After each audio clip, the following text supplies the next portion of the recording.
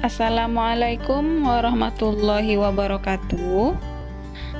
Baik, pada pertemuan kali ini kita akan masuk dalam bab 2 yang berjudul Masalah Ekonomi dalam Sistem Ekonomi. Saja kita bahas tentang permasalahan pokok ekonomi. Nah, jadi permasalahan pokok ekonomi ini ada dua. Yang pertama yaitu permasalahan pokok ekonomi klasik. Permasalahan ekonomi klasik terbagi tiga. Yang pertama yaitu produksi, yang kedua distribusi, dan yang ketiga yaitu konsumsi. Oke, kita bahas yang pertama yaitu masalah produksi. Nah, jadi pada kegiatan produksi terdapat beberapa masalah seperti pengadaan input, proses, dan peningkatan hasil output. Nah, jadi konsumsi tidak dapat berlangsung jika tidak ada barang dan jasa yang dihasilkan. Nah, konsumsi tergantung dari kegiatan produksi. Masalah kedua menurut teori ekonomi klasik adalah mengenai distribusi. Walaupun barang dan jasa tersedia, namun jika tidak terdistribusikan, maka barang dan jasa tersebut tidak sampai ke tangan konsumen dan tidak dapat digunakan atau dikonsumsi. Nah, jadi barang yang sudah diproduksi tadi agar bisa sampai ke tangan konsumen dan dapat digunakan tentu melalui kegiatan distribusi. Oke, yang ketiga yaitu konsumsi. Teori ekonomi klasik menyatakan konsumsi sebagai permasalahan ekonomi yang ketiga. Konsumsi adalah suatu kegiatan menggunakan barang dan jasa dengan tujuan memenuhi kebutuhan. Meskipun demikian, kita harus berhati-hati mengamati kegiatan konsumsi. Kenapa? Karena penggunaan barang dan jasa untuk tujuan menambah faedah bukan kegiatan konsumsi, namun itu termasuk ke dalam kegiatan produksi. Oke, selanjutnya permasalahan pokok ekonomi yang kedua yaitu permasalahan pokok ekonomi modern. Nah, permasalahan pokok ekonomi modern ini meliputi yang pertama, apa dan berapa yang diproduksi, yang kedua, bagaimana memproduksinya, dan yang ketiga, untuk siapa diproduksi. Nah, kita bahas dulu yang pertama, apa dan berapa yang diproduksi.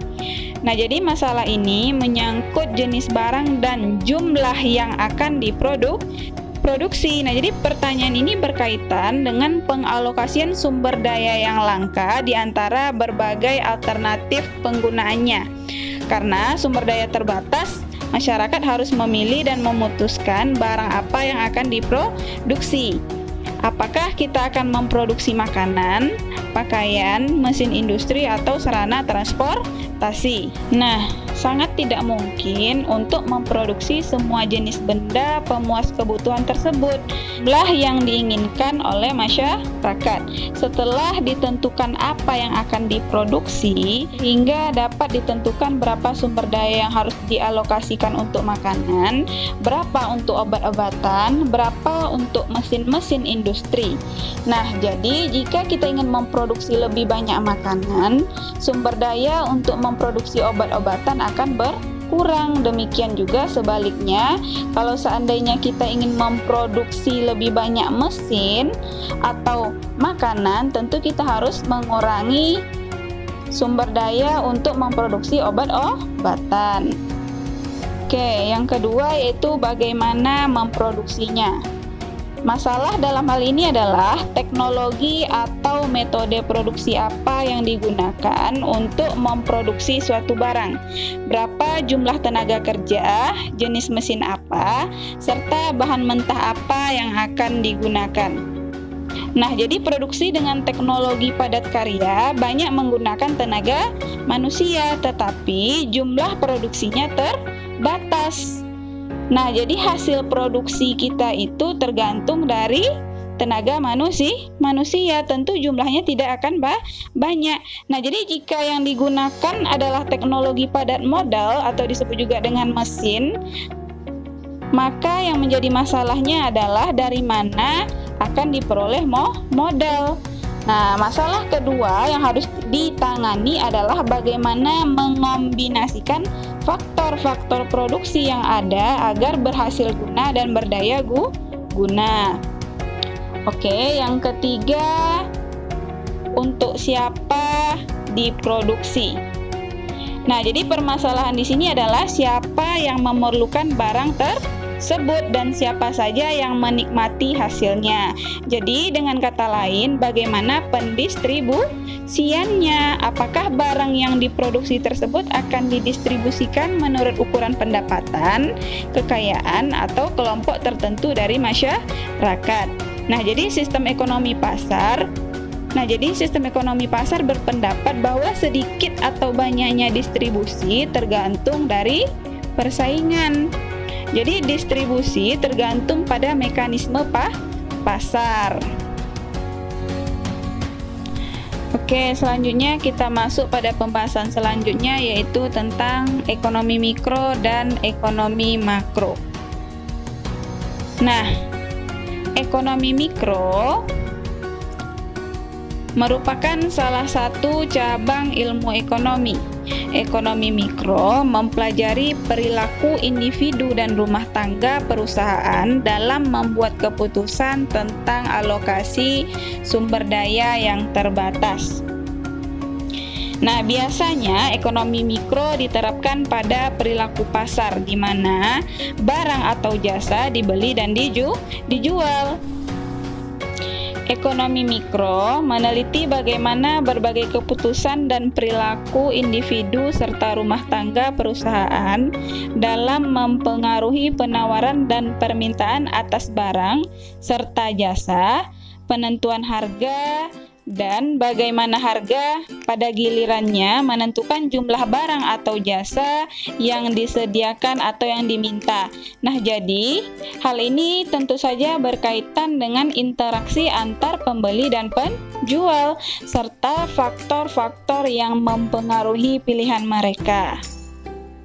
Selanjutnya, ekonomi mikro ini mengarahkan analisisnya pada satuan-satuan ekonomi yang mencakup konsumen, produsen, para investor, pekerja, pemilik faktor produksi, dan setiap orang yang turut berperan dalam kegiatan roda perekonomian.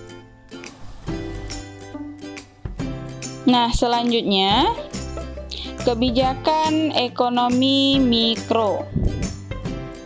Yang pertama, menentukan pilihan yang tepat untuk mengatasi masalah kelangkaan. Nah, jadi dalam membuat keputusan ekonomi ketika menghadapi kelangkaan, individu atau perusahaan ini harus mengambil kebijakan pilihan mana yang paling tepat untuk mengatasi masalah ekonomi tadi. Nah, jadi sebelum memilih alternatif tindakan, mereka harus mempunyai data yang akurat untuk membelanjakan uangnya. Misalnya, konsumen harus memilih kombinasi penggunaan barang yang tepat. Nah, tujuannya apa? Agar mereka memperoleh nilai guna maksimum. Demikian juga halnya dengan produsen. Mereka juga harus membuat keputusan ekonomi dalam penggunaan faktor-faktor produksi. Nah, apa tujuannya? Agar mereka dapat menghasilkan hasil produksi yang paling murah dan bermutu. Yang kedua, bersinergi atas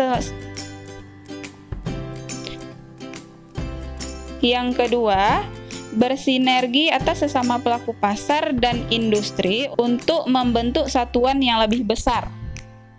Nah, jadi secara umum satuan yang lebih besar akan lebih kuat dan menghemat biaya serta memudahkan mencapai tujuan ekonomi. Yang C atau yang ketiga, membentuk kesepakatan di kalangan produsen dan konsumen.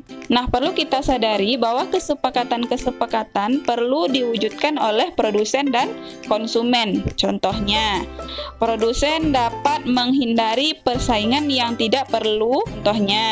Produsen dapat menghindari persaingan yang tidak perlu melalui kesepakatan-kesepakatan pembagian daerah pemasaran. Nah, jadi dengan ini perang harga dapat dihindari dan penggunaan biaya iklan dapat dihemat. Konsumen juga dapat mengambil langkah-langkah yang dapat menghemat biaya. Nah, contohnya apa? Konsumen sepakat mengadakan pembelian barang dalam partai besar yang akan dibagi-bagi di antara sesama anggota dengan harga yang lebih murah.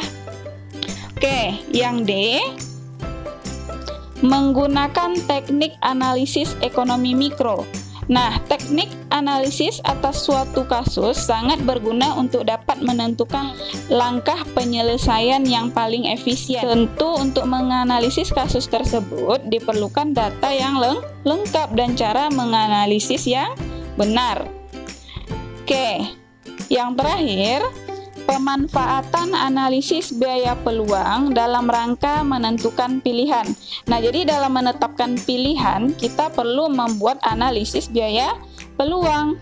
Biaya peluang ini nanti akan merujuk pada suatu pilihan yang tepat dengan mempertimbangkan biaya yang terlihat dan yang tidak terlihat.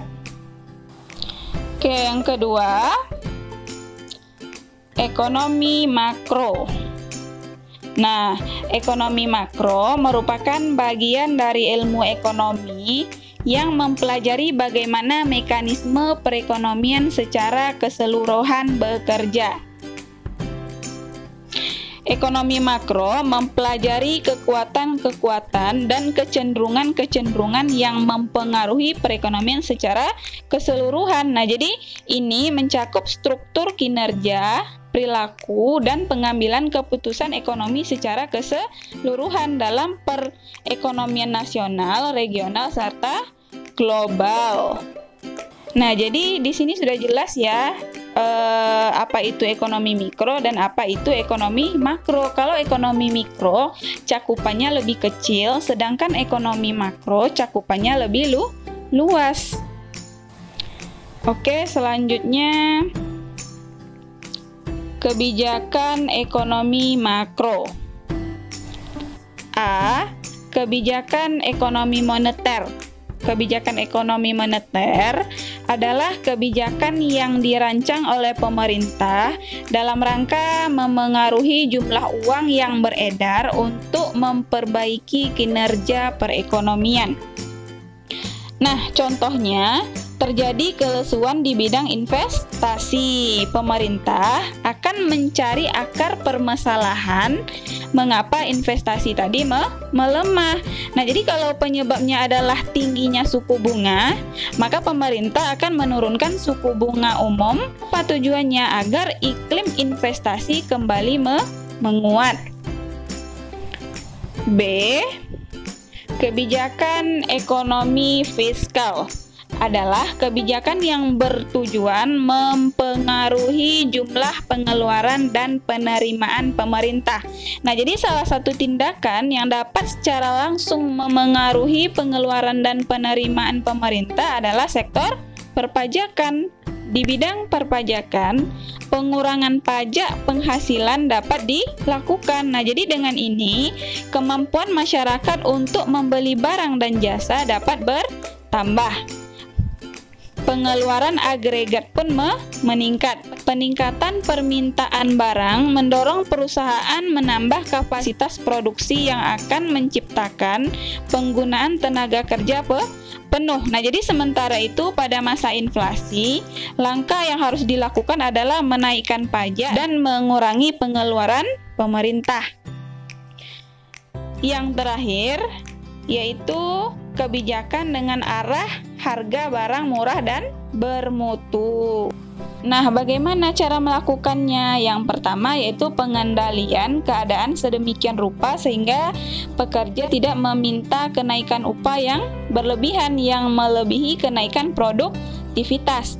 Nah, cara yang kedua, mendorong pengusaha untuk menciptakan efisiensi dalam penggunaan biaya. Nah, jadi untuk mencapai tujuan tersebut, pemerintah dapat mengurangi pemungutan pajak dari perusahaan yang berhasil mencetak laba atau perusahaan yang melakukan inovasi produk atau bagi perusahaan yang sedang mengadakan pendidikan. Nah, jadi untuk memperbaiki mutu barang, selain langkah yang sudah Umi sebutkan tadi, tentu pemerintah juga dapat menekan harga barang dan jasa, antara lain dengan apa?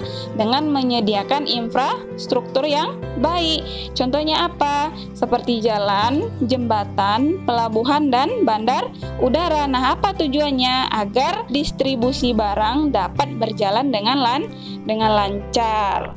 Sampai di sini pertemuan kita pada hari ini. Semoga apa yang sudah Umi jelaskan tadi dapat Ananda pahami dengan baik. Umi tutup dengan Assalamualaikum warahmatullahi wabarakatuh.